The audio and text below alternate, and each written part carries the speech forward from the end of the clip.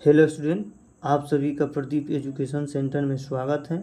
आज हम स्टार्ट करने वाले हैं जीके का अति महत्वपूर्ण क्वेश्चन जो लगभग सभी एग्जाम में बार बार पूछे जाते हैं।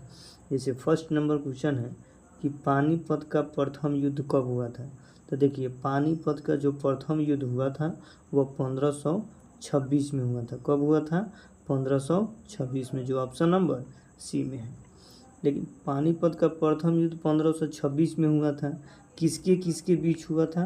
तो बाबर और इब्राहिम लोदी के बीच हुआ था। बाबर और इब्राहिम लोदी के बीच हुआ था। इब्राहिम लोदी के बीच हुआ था। ठीक।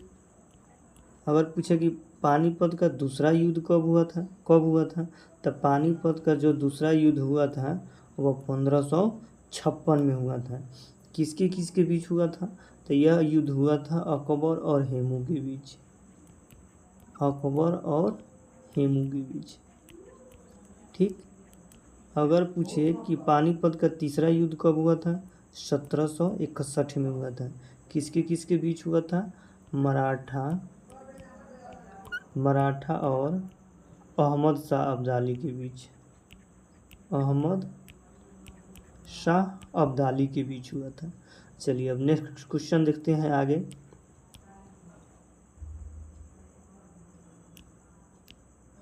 शूद्रक द्वारा कौन सी पुस्तक लिखी गई है?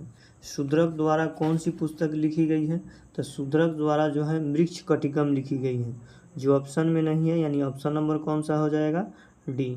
शूद्रक द्वारा कौन सी पुस्तक लिखी गई है? यहाँ पे हम लिख देते हैं मृक्ष कटिकम।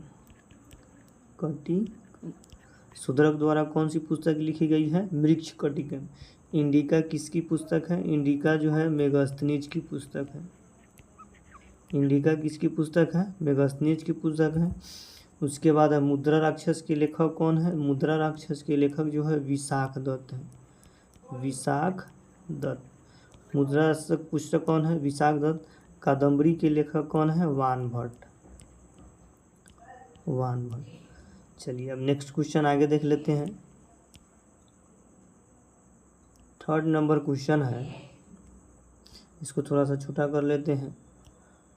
थर्ड नंबर क्वेश्चन है कि कौन सा कोशिकांग जंतु कोशिका और पादप कोशिका दोनों में पाया जाता है? यानी जंतु कोशिका में भी पाया जाता है और पादप कोशिका में पाया जाता है। तो यह कौन सा हो जाएगा? कोशिका झिल्ली, यानी ऑप्शन नंबर बी हो जाएगा।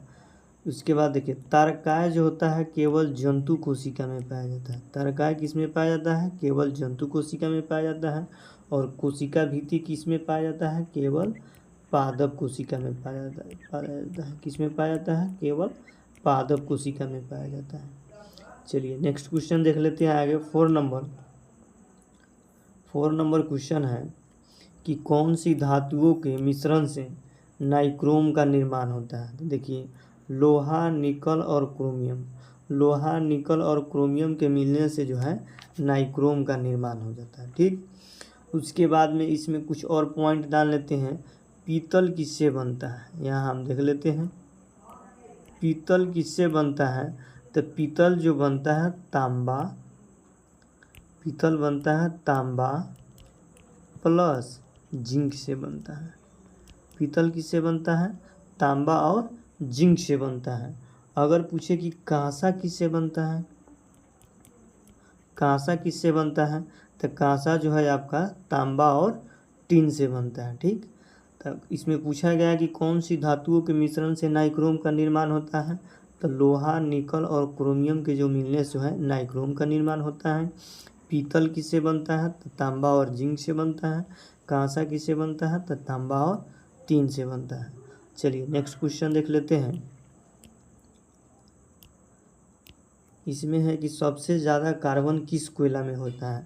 तो देखिए, सबसे ज़्यादा कार्बन जो है एंथ्रेसाइट में होता है।